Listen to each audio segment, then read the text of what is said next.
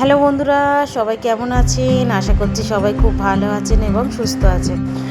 আজকে আমি খুব সহজে আর খুব তাড়াতাড়ি বাড়িতে থাকা উপকরণ দিয়ে বিরিয়ানি করে দেখাবো আপনাদের সঙ্গে। চলুন আজকে কিভাবে আমি এটা রান্না করলাম আপনাদের সঙ্গে শেয়ার করি। প্রথমে আমি এখানে বেশ কিছুটা সাদা তেল নিয়েছি একটা কড়াইয়ের মধ্যে। তেলটা গরম হলে আমি পেঁয়াজটাকে লাল করে তুলে নেব। পেঁয়াজটার পরে ব্যবহার করব। তা প্রথমে আমি লাল করে পেঁয়াজটাকে তুলে নিচ্ছি বেরেস্তার মতো করে।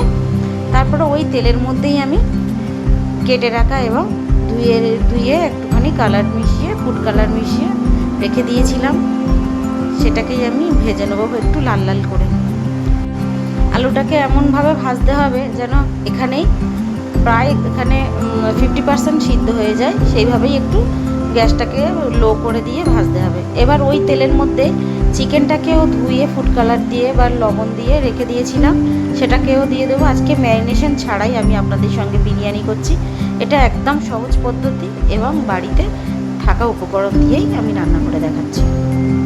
একদিকে চিকেনটা ভাজা হচ্ছে আর অন্যদিকে আমি ভাতের জল বসিয়ে দিয়েছি। দেখতে পাচ্ছেন এখানে যতটা চাল হবে তার থেকে অনেকটাই জলটা হবে। আমি এখানে চালটা মনে হয় 500-র মতো এরকম হয়তো হবে। আজ জলটা আমি 2 ভাগ বেশি নিয়েছি, কারণ বিরিয়ানির জল সবসময় বেশি হলেই সব থেকে ভালো বা সুন্দর ভাতটা হয়।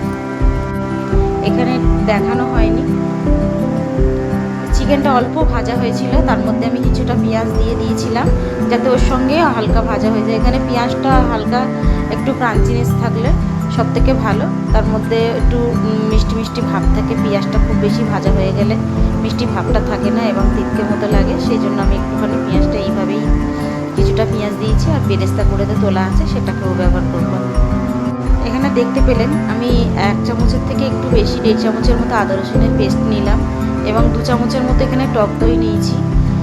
টক দইটাকে ফেটানো হয়নি, আপনারা একটু ফেটিয়ে দেবেন। আমি গ্যাসের ফ্লেমটাকে আস্তে করে দিয়ে ভালোভাবে নাড়িয়ে নেব, তাহলে হয়ে যাবে।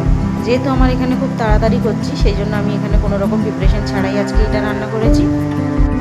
এবার যত ধরনের আমার মশলা ওটার মধ্যে গুঁড়ো মশলা আছে আমি সব দিয়ে দেবো। এখানে প্রথমে 1 চামচের মতো হলুদ গুঁড়ো, তারপরে একটুখানি কাশ্মীরি লঙ্কার গুঁড়ো, একটুখানি জিরে মরিচের গুঁড়ো আর একটুখানি ধনের গুঁড়ো।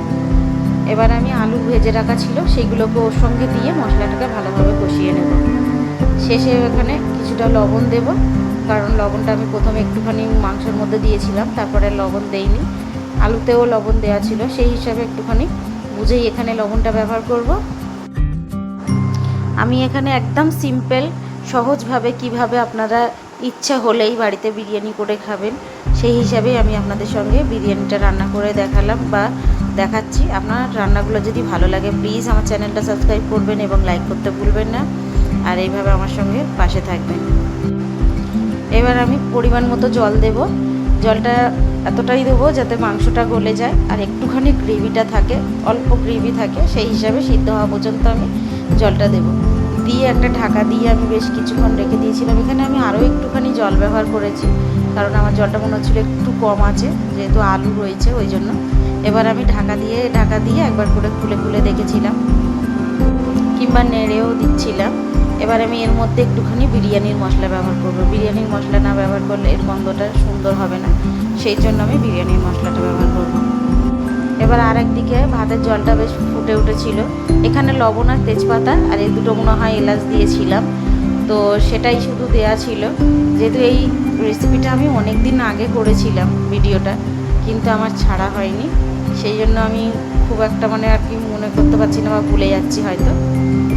তো যেটা দেখতে পাচ্ছি সেটাই আপনাদের সঙ্গে শেয়ার করছি। ভাতের জলটা ফুটে উঠেছিল, আমি গ্যাসের ফ্লেমটা একদম লো করে দিয়েছিলাম কারণ জলটা ছিটকাবে বলে। এবার আমি চালগুলোকে আস্তে আস্তে করে দিয়ে দিচ্ছি। দিয়ে এবারে ভাতটা প্রায় 70% বা 80% হবে, ততক্ষণ আমি অপেক্ষা করবো, যতক্ষণ না আর কি 70% হয়। ভাতটা হয়ে এসেছে, এবার নামিয়ে নেবো।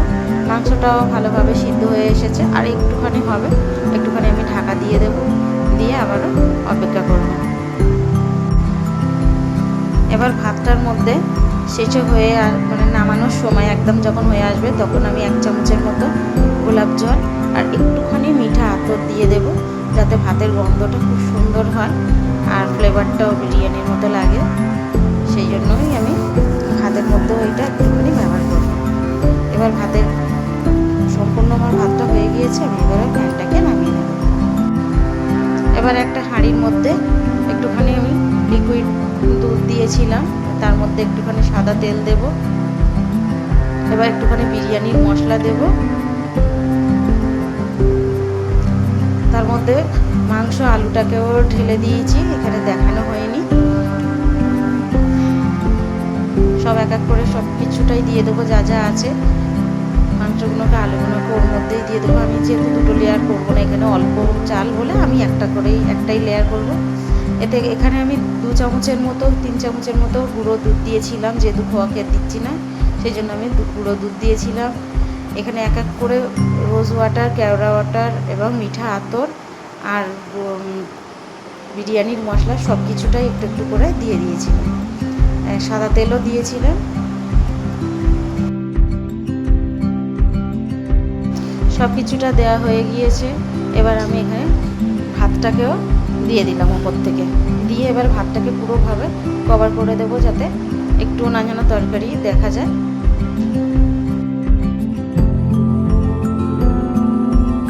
তেজপাতাগুলো আমি মিডিল থেকে তুলে নেব।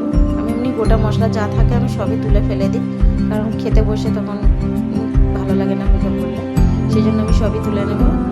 এবারে যে বেরেস্তাটা ভেজে রেখেছিলাম এর মধ্যে আমি পুরোটা ছড়িয়ে দেবো। হ্যাঁ, বেরেস্তাটা আমি একটুখানি চিকেনেও ব্যবহার করেছি, যেটা দেখানো হয়নি। এবার এখানে আমি ব্যবহার করব ওই বেরেস্তাটা, যেটুখানি ছিল আমি সেটুখানি ভাতের মধ্যে দিয়ে দিয়েছি। বিরিয়ানির মশলা ছড়িয়ে দেবো, এটা আমার হোমমেড বিরিয়ানি মশলা। আপনারা চাইলে কমেন্টে জানাবেন, আমি বিরিয়ানির মশলা ভিডিওটা আপনাদের সঙ্গে শেয়ার করব।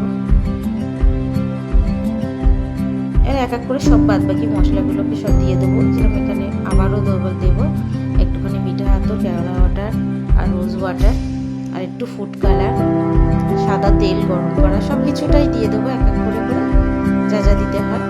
এই ছিল আমার আজকের সম্পূর্ণ রেসিপি।